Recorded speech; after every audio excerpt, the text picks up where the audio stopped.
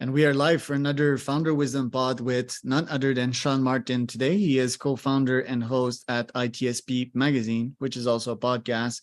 We're going to talk about podcasting. We're going to talk about leading. We're going to talk about cybersecurity and everything in between today. Before we start, this podcast brought to you by podpire.com, which is my company to help you start, scale, or get invited to an amazing podcast like this one. Or to Sean's podcast. And Sean will tell you that podcast is pretty much amazing. It allows you to give information for free to people. So there's a contribution aspect for it. It allows you to meet amazing folks like Sean.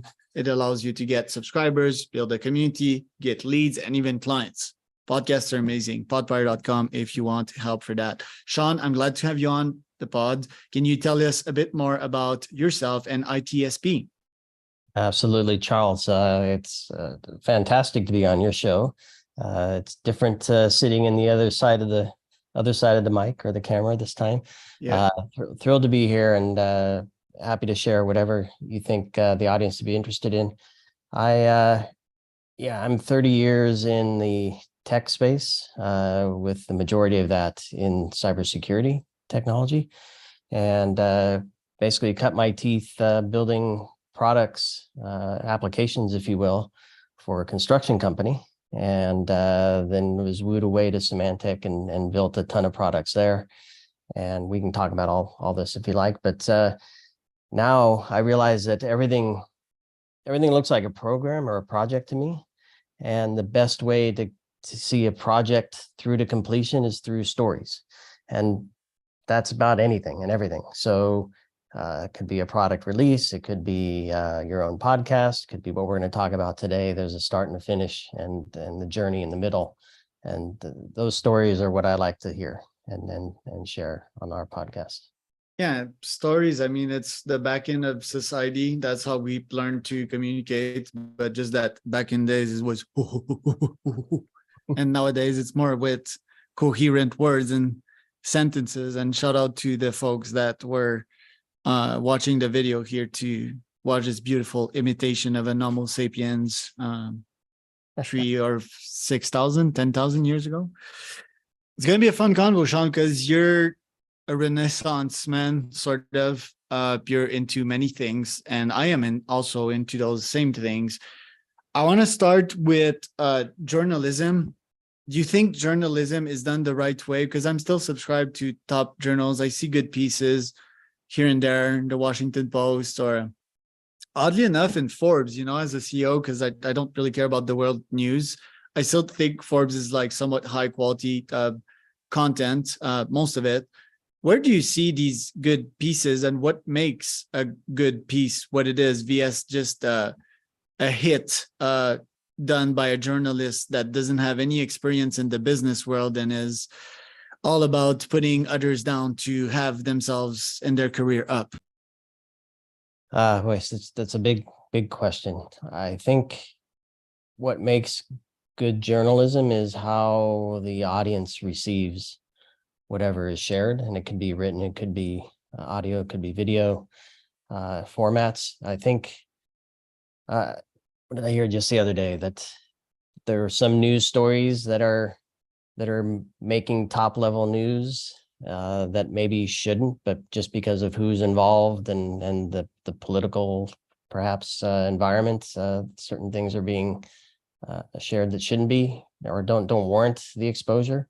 And to me, I guess where journalism kind of falls over to the not so good side is when the stories are driven by an agenda, right? So somebody wants to manipulate the reader or the audience to do something or feel a certain way or think a certain way about something. And of course, we all have some objective, and everybody ultimately is trying to sell something, right? I'm here to sell that I love to tell stories on our own podcast. But I think having a level of independence and being very careful to not cross the line of being manipulated or sharing things in a way that put people in a position to have to either follow you blindly or just hear what you have to say and take it because they believe it. And I think we see a lot of that in social media as well, where narratives kind of form and communities kind of build, and people end up running around with others like them that think like them, which reinforces the narratives that may or may not be, I don't know if they're right or not, but the best for our community or society in every way. Right. And you and I talked about the most lethal aspect of cyber hacks being, the trust erosion in this society. I think the second biggest factor to live a good life other than trust, and I mean, yeah, it's maybe the top 5 doesn't have its place here, but it would potentially be to make good decisions. How do you make good decisions? With the truth. If your algorithm to seek the truth is not on point, you will have a crap life, because you will constantly be hitting walls of the laws of physics. So that's what makes me kind of angry with people that have an agenda and are being hypocrites. It's that if there's, 2 things, coming back to the top 5, which wasn't that valid, but in society, there's trust. And what has brought the most value, generally speaking, to humanity? Well, seeking the truth, aka science, right? And people that are not aligned with science are probably not aligned with progress. And that's the very fabric of society. And right now, with big media, I think that's being eroded too. And we're seeing left and right, people fight, Russia being demonized. I told you about Russian CEOs, that I'm interviewing on this podcast. How do we bridge that gap? And how do we make information more potent and more accurate, rather than just pushing my own agenda out there, which I have, by the way. I have an agenda too. Oh, like I said, I think everybody has an agenda. I think, and I'll tell you one other point in here that makes it difficult now, and it's only going to escalate over time, which is the misinformation and disinformation. We've seen that in elections. We've seen that perhaps in some of the war stuff.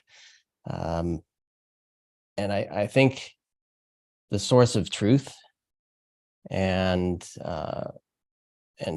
transparency from the journalists and the outlets that host them is going to be super critical. And I think ultimately we need a way for the audience, the recipients of the information, to have a way to validate the source of the information.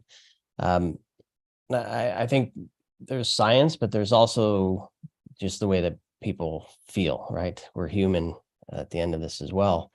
And our experiences shape the way we think and the way we feel. And again, kind of pointing back to the communities, and looked at social media communities for examples, where people feel a certain way and come together for a certain way. So that the truth for them is what they believe based on what others have told them and kind of how it makes them feel. So they may end up, from a scientific perspective, running into walls like you described, or having difficulties progressing and proceeding in a way that they really want to, using the information that they're given, but they still believe it because it makes them feel, their feeling of belief is there, and the people around them reinforce that, and the constant barrage of more data, more stories, more information and misinformation fed to them just kind of reinforces it as well. Tough cycle to break, right? When you're trying to interfere with human nature. And yeah, I'm probably also guilty of that. I can certainly point to a bunch of beliefs applied to the business world that are totally false, and that if I wouldn't have applied and behaved upon in the last 10 years, I'd probably be a billionaire today. But I keep convincing myself of the same thing because it feels good, right? And it's probably what I was taught. It's probably interrelated with my ego. So I'm asking you to crack the code of humanity here. Not easy questions today, so sorry about that. I'll give you an example to your point, if I can, because very similarly with ITSPmagazine, my co-founder Marco Ciappelli and I, we made it a very clear point that the majority, we'll say 99% of the podcast content that he and I produce, some of the other hosts on the network have their own models that they can follow. That's their decision. But but we chose to only bring thought leaders that aren't pushing a product or a service related to technology or cybersecurity. Yes, they are experts in that. A lot of them do have products and services they're selling, or they're advisors or whatever.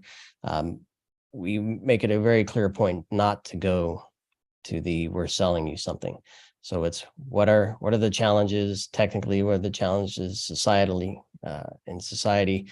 How do we bring them together to help get people to think? That's our main objective. Get people to think. We're not always looking for the answer, but it's to get people to think so they can come up with their own decision. And then when, kind of back to the transparency point I made, when we do have somebody on that wants to tell a story, it's very clearly identified that this is a paid promotion piece. You're about to hear a good story still, because it's still Marco and or I engaging with those people, bringing out the thought leadership and the thought-provoking conversation. But know that this is driven by somebody wanting to sell something here. I love that approach. Yeah. I just love it. Capitalism corrupts. I am like 95% capitalist for the record. Most people are like 70% at best in this society, or 75. But money, it does corrupt, and power too, you know? And I wrote today on my LinkedIn, actually, that's going to be posted a bit later, but money is the back end, you know? As a business owner, if I'm not making good cash and I'm talking to you on a podcast, I'll be a bit down, you know? Like there'll be something wrong if my basic needs are not taken care of. And in this system, I need to have paper and trade it for food or water or housing or whatever that is. So yeah, it's like essential, right? And if I don't get that, my psyche is going to find a way for me to get it in some sense, which could be a nice segue for cybersecurity. But I think I can separate both. You know, it's very hard, and most people are not capable of doing that. But I often put my freedoms and my freedom of speech before money. I like to I fancy myself as someone that is hardly corruptible. Do you think it's just because I'm an odd bird, or that a lot of folks are capable of separating both, and they're even capable of shooting their own money foot in the process? I think the majority of people want to do the right thing and naturally will do the right thing. So I don't know. I think you're probably looking at this specifically through the lens of an entrepreneur, or just general. Somehow, but to advance this point a little bit, I think on my end is that I've gone to the deep end of psychology, self-exploration, self-consciousness, mindfulness, that I'm capable of doing that. Most are not able to separate sales and freedom of speech or philosophy and be able to separate both. Why? Because if you're good at sales, the better you are at sales, the better you are at selling yourself and convincing yourself of things and manipulating your own self. So is it like, oh, you get better at being self-conscious and you reduce your saleshoodness? Because I've reduced my sales skills lately in the name of being better at delivering a better product. I'm becoming a product person right now. Sales are still important, but I do think with AI and everything, they're going to disappear eventually. I think it's going to be like pure product-led growth. But my question, coming back to it, is for sales, do you think most people, because yeah, CEOs know how to sell, you know how to sell, Sean, your founder, are you capable of separating both and not having that I need that money bias in all conversations? Well, it's funny because I think I come from the other side of this. I'm a builder at heart, and that's how my brain thinks as well. And yes, as a co-founder of a publication, and even as a founder of a consulting firm where I helped companies bring their products to market, having so much experience doing so for working for other companies. I had to sell. It's not natural to me to sell. I'd rather be building and operating and hearing what's needed and bringing a response back that's valuable and meaningful, and making it available. And hopefully we know that somebody has to find it, marketing, somebody has to sell it, sales, and you have to make sure it continues to do what it's supposed to do, which is support, right? Customer satisfaction. So that's why I asked, are you thinking in terms of entrepreneur versus just general public? I think different brains are wired in different ways. And for me, I'm not sales driven. So that line is very clear to me, right? Because if I go into sales mode, I'm still tied to the product, and I know what I've built and what it's capable of, and I won't oversell what somebody wants to hear, right? Right. Just to get the deal. But just to be a founder, you need to be good at sales, of convincing yourself of something that is almost impossible. Yeah. You need to convince your family to be on board with that. You need to potentially convince customers, but I understand the point of view here, that you're more on the technical side of things. I have another human nature question that I want to finish with, which is related with cybersecurity. We have to book around two, by the way, because that was way too short. You got real philosophy. I have one more point if you're all right with it. Yeah, go ahead. Related to a company that I started and then closed. So a number of years ago, I built a competing solution to Groupon, but a very different model and different platform. And I self-funded it and tried to bootstrap it. And again, I was the builder, and found that I didn't surround myself with a team that was able to help me bring it forward and sell it to all parties. So I covered both the consumer side and the supplier side. I knew the supplier side hands down. The consumer side, I failed miserably, and I couldn't sell to them. Basically, is the short story there. Because I struggled, I was able to build the product because I struggled in bringing it to market on both sides of the equation, consumer and commercial. I chose to not seek funding. I couldn't find a path to self-fund, and I didn't want to overextend my own resources to give it a shot. So I chose to not move forward and try to oversell. And so I believed in myself, but I also knew my limitations, and I didn't oversell to an investor community and tie them into something that I didn't think was going to work. Right, which is the right thing to do.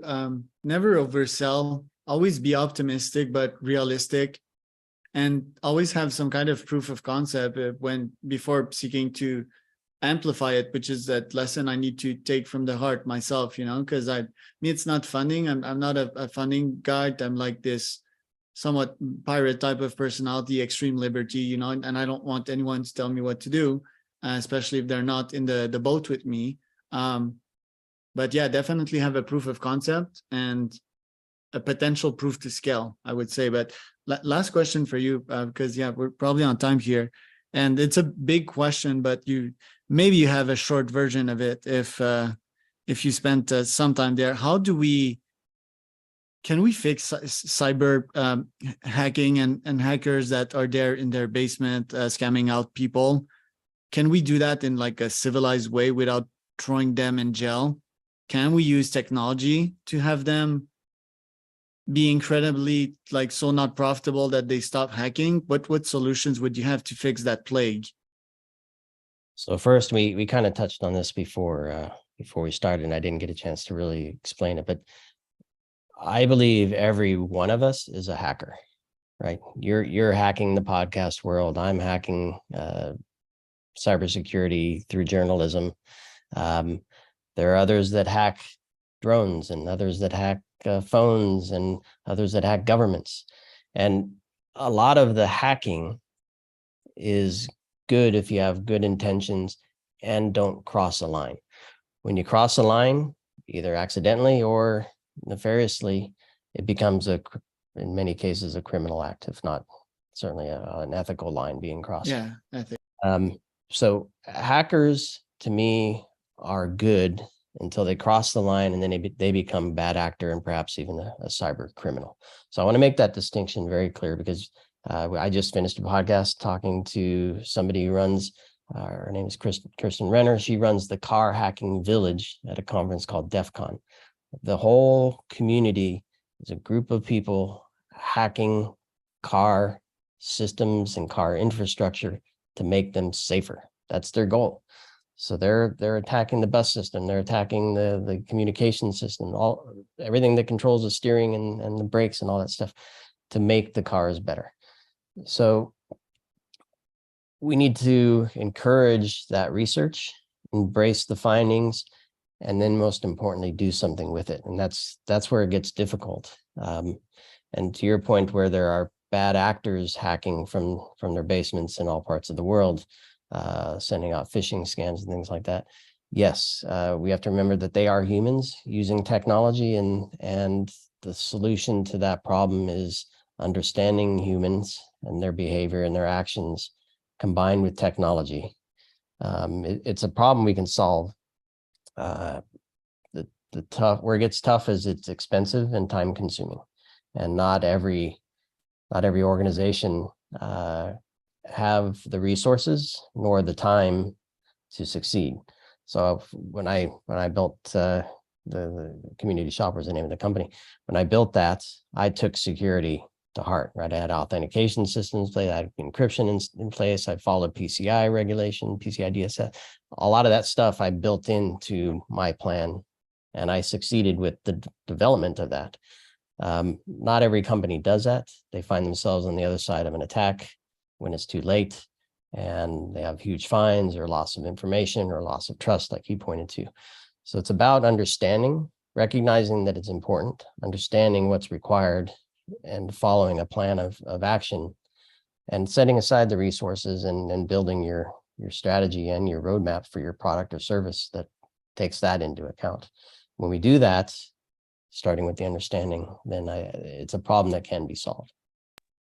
Kind of an intelligence race. What if, like, my cybersecurity guy in the company, if someone tries to hack it, well, it's like a mirror type of defense, and it sends a malware in their computer, hacks it, and burns their computer. That could be interesting to kind of neutralize the hacker for good. I'm pretty sure that's been attempted before, because I picture the world in which, yeah, like a hacker would be discovered, we shut his electricity down, we shut everything, and yeah, he gets arrested a couple seconds later.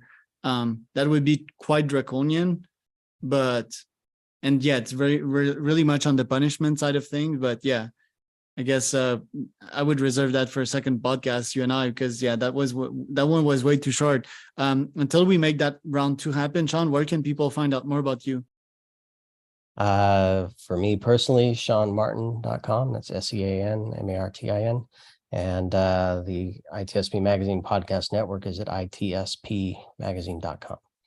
And yeah, happy to hear your stories, whomever you are, whatever you have. I'm sure a lot of people are thinking about cybersecurity, and I encourage you to listen to the show, Redefining Cybersecurity, where I talk to operational and executives to bring technology in a meaningful way to solve the problem we just described. So, love it. And I'm Charles Cormier, your host, founder of Wisdom Podcast. If you want to start